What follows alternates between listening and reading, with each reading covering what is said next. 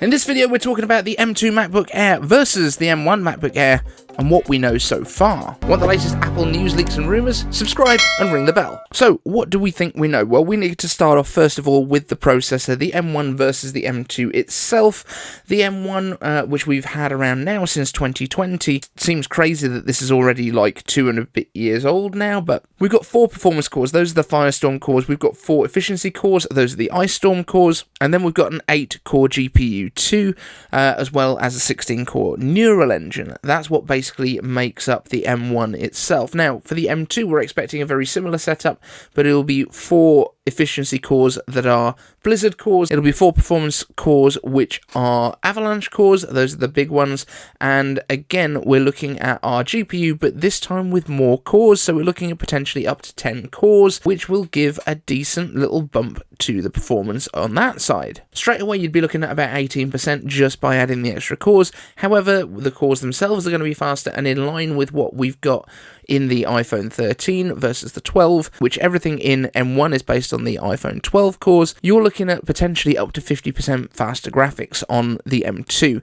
In general performance, we're probably looking around about 10 to 12, maybe 15% overall on the CPU itself. So, a little bit quicker, nothing to write home about. The M1 is still very, very capable, but the M2 is going to take it up a notch. And obviously, once we then go into the other M2-based chips, those gains will multiply in multi-core. In terms of the design, the current MacBook Air's design comes from 2018. It was released in October of 2018, and it is that iconic wedge shape that we've had for quite some time. However, this was the most recent version of it. So this design is 4 years old, and it does feel like it's about ready for an update. I don't think it feels too out of date already, but the flat design that Apple has embraced over the past few years, not just with the iPhone, but the iPad Pros, and who knows, maybe even this year with the watch, is hopefully also coming to the MacBook Air. This is going to be a thinner version of basically what we have in the MacBook Pros, the previous version, not necessarily with quite such a pronounced curve on the bottom, but we'll see what happens there. Now, we're also expecting this to come in multiple colours, in line with what we have in the iMac, and this kind of reflects back to the old days of the iMac and the iBook, which were Apple's consumer devices, and that seems to be the way that we're going back now. These consumer devices were the ones that had the friendly colours, the iMac originally coming in Bondi Blue, and then adding things like strawberry, lime, grape, and other tasty sounding flavours. But I would expect that we'll see similar colours to what we've seen on the 2021 iMac, the M1 iMac that Apple released last year. As a part of that design overhaul, we're also expecting a new display to come. The current MacBook Air has a very capable display. It's a 2560 by 1600 LCD panel. It has got a P3 colour gamut, and it is very, very nice. However, when we look towards what the MacBook Pros, the 14-inch size, has now, we're going up to 3024 by 1964. I wouldn't expect that the resolution will jump quite that much, but I think we could be looking at 2880, something like that, horizontal resolution, and maybe around about 1800 vertically. That's also coming along with a slight size bump on the display itself, so going from 13.3 inches to 13.6 inches, and I don't think that's going to increase the footprint of the laptop at all. I think it's more going to be that it's pushing into those bezels like we've seen on the MacBook Pros, and that also suggests that we might be getting the notch coming to the MacBook Air. Now, the difference with the MacBook Air is obviously that this is a more consumer-focused product, and in line with what they've already done with the iMac, that means we could well be getting white bezels, and therefore a white notch on this for the camera cutout. Let me know in the comments what you think about that. I know it's already been controversial. The idea of having the notch intruding and being bright might put some people off, but remember that that notch only really intrudes into the menu bar at the top of the display, so you're not actually losing any useful screen real estate at this point. What you are doing is basically cutting into the middle of that title bar.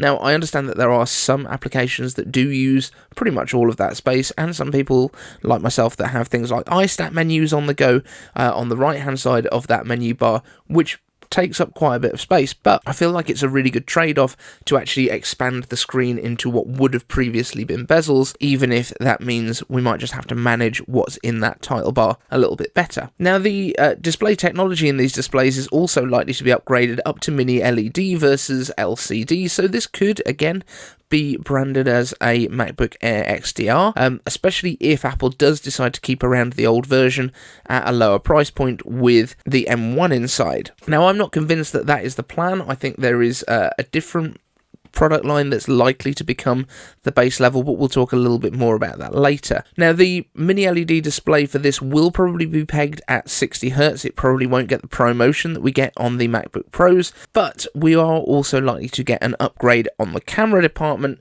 hopefully going from the 720p that we have right now up to 1080p.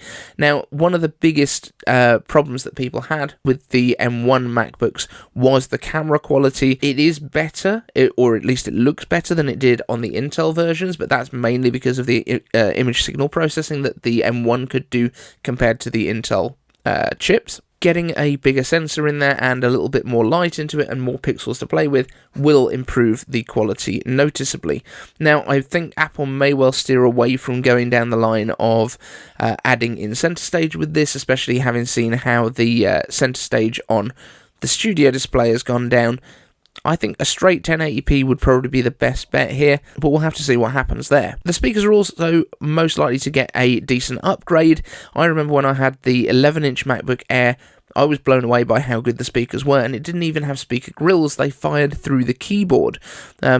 The recent MacBook Airs have got the speaker grills at either side, but I think this version of the MacBook Air with its flat design is also likely to have a little bit more space for those speakers. Of course, because the M1 and M2 chips are likely to be far, far more efficient, it doesn't actually need to use as much space for batteries inside as it might have done in the past to get decent battery life. So they could make more room for speakers, but would you take that as a trade-off for battery life? Let me know in the comments. In terms of connectivity, the current one has USB 4, which is also a Thunderbolt 3 port, Wi-Fi 6, and obviously Bluetooth built in, but we of course only have 2 ports, so it's 2 USB 4/Thunderbolt 3 ports. It's expected that this next version of the MacBook Air will probably pick up MagSafe support, which means that you are freeing up those USB 4 ports in order to use them for peripherals and connectivity. There's also, though, no indication that this version of the MacBook Air will support more external displays than its predecessor, so you may still be limited to a single external display as well as the internal LCD or mini LED in this new version. But that external display can be up to a 6K panel in the Apple Pro Display XDR. Of course, if you're going to spend $6,000 on your display, you're probably not going to be looking for the lower end computer. And when we start to think about pricing as well, I think there is a decent chance, and we've heard rumours to this effect, that the MacBook Air may be increasing in price somewhat.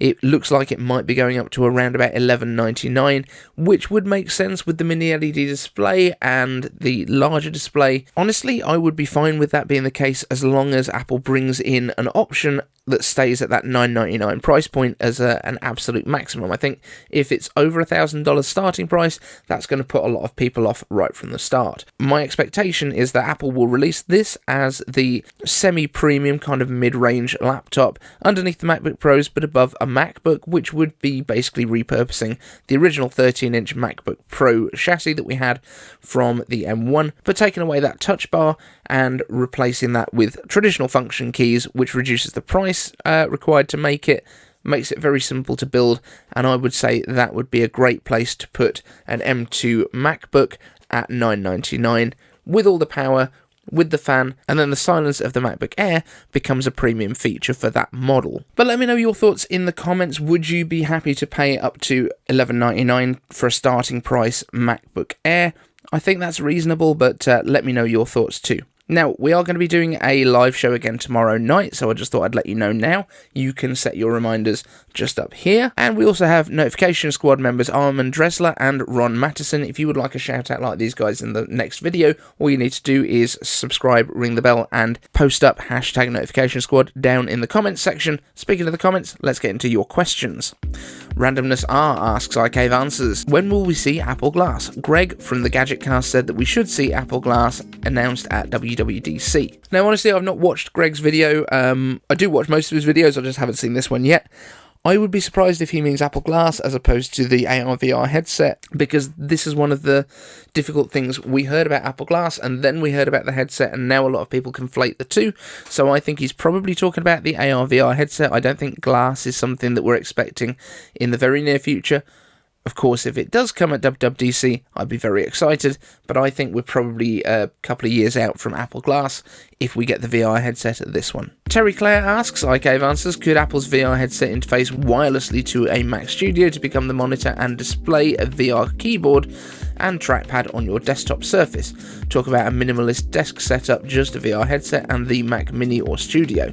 Interesting times. It's certainly a possibility. As far as we know though, Apple isn't going to be planning to tether the headset to a Mac, so it is something that you'll be able to use independently. It will be its own system, as opposed to something that is kind of a peripheral for a Mac, if that makes sense.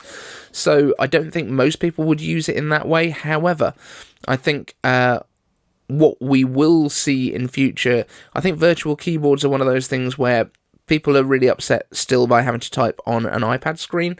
So I think trying to go to not even having the touch screen there and just a virtual keyboard in VR space might be pushing it a bit, because there'll be no tactile response. But other than that, if they can get the haptics right for it, then that could absolutely be a way that we see interfaces moving forwards.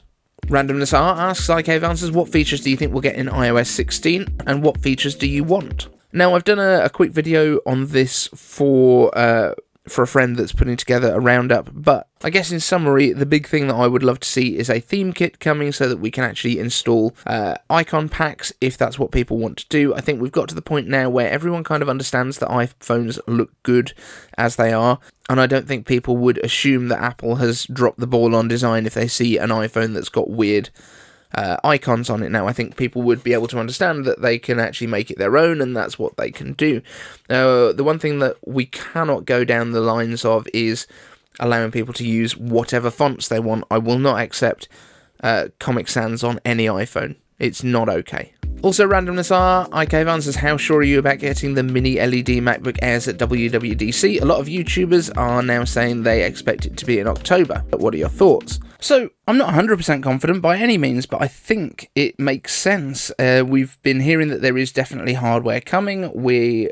I don't think you would consider being shown a Mac Pro that is going to release in December as a hardware launch at WWDC. I'm not 100% sure, but I could be wrong on that one. Bear in mind, though, that we were hearing that MacBook Pros, the 13-inch versions, were being manufactured through the Chinese New Year to try and get them out ready for a launch in the spring.